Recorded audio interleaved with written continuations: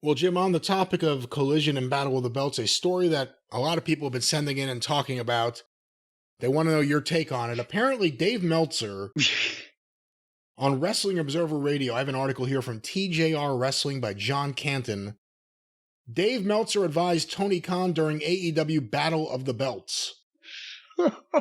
Here's the quote here. Dave was talking about how, I guess, this is during the satellite issue, they missed the finish of the Taya Valkyrie Tony Storm match. I don't know what they knew. I kind of presumed they knew everything. Brian Alvarez. If he presumes they knew everything, why did he feel the need to tell them? Brian Alvarez questions how much AEW management and the announce team knew about the feed going down. Dave says, I don't know if they knew when it went out, is what I'm saying. They may have. I just know that I sent the message to Tony Khan, and I go, you got to tell, because when they came back and they didn't tell people the finish, I think they thought people knew the finish. They came back and were doing the next thing, and I said, you've got to tell people who won that match because we don't know. And if you get a chance, you should put the finish on, which they did end up putting the finish on right at the end of the show.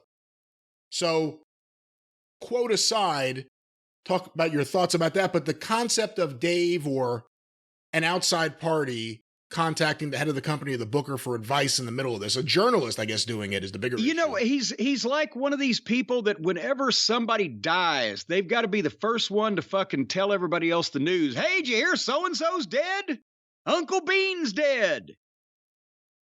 Look, I've been in that situation. Remember Beware of Dog in South Carolina, the WWF pay-per-view in 96? Yeah. We were in Florence, South Carolina at the beautiful Florence Civic Center.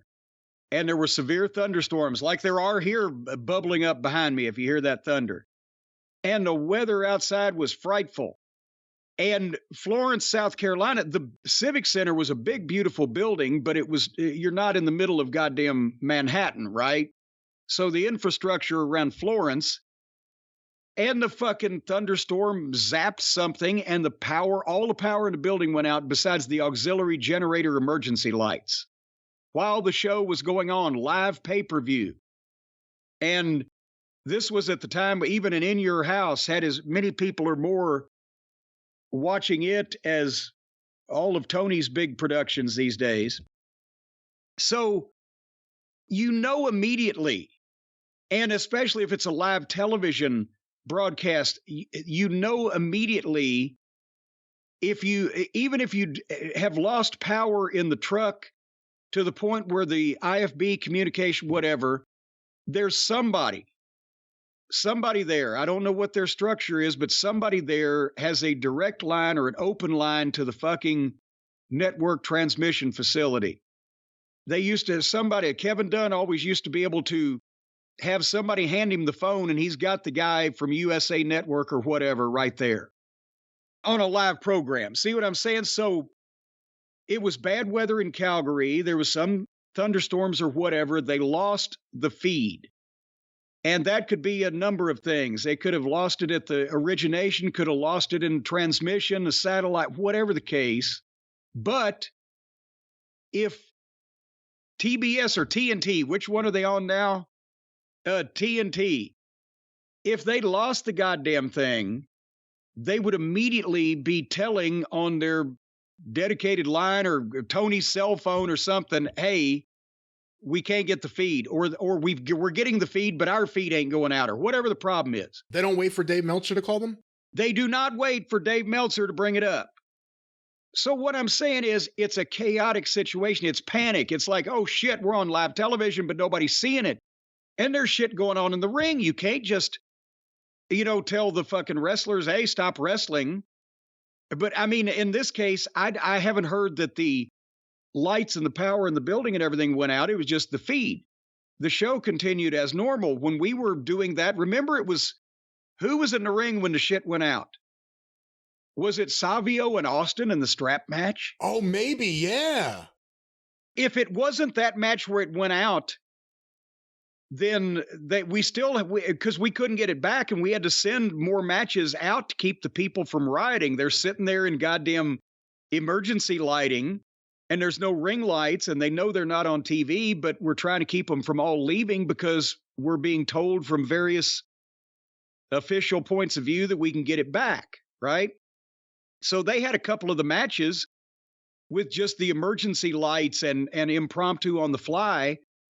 And then finally, as everybody knows, I think they got it back for the substandard match with Davey and Sean, and he was pissed off, and everybody else was pissed off, so they redid the thing the following Tuesday instead of the replay and showed people all the matches that they redid the matches over again that they were supposed to see.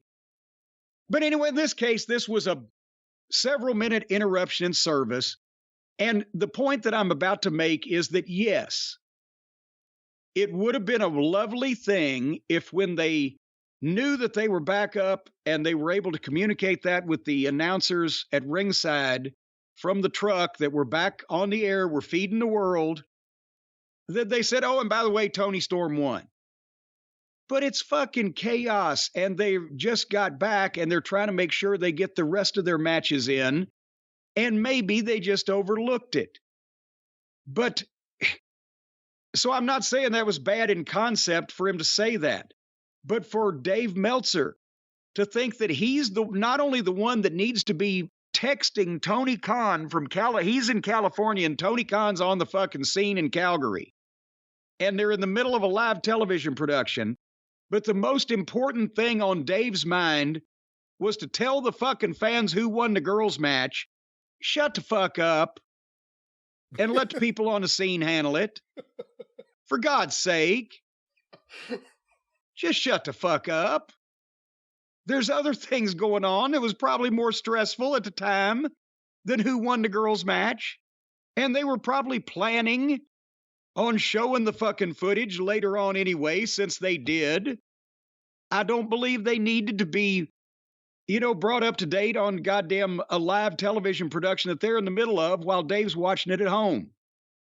And that was, again, not the uppermost thing in their mind, is to make sure everybody knew who won Tony's match. It was to get back on the fucking air. So just shut the fuck up.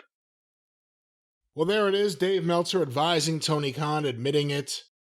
And Khan, do you think he ever emails or texts Vince McMahon in the middle of a show with his advice? Oh my God. That would have been fucking great. That would have been fucking great. We probably would have heard about it. We would have heard Vince yelling into his fucking phone from wherever we were. No, of course he doesn't.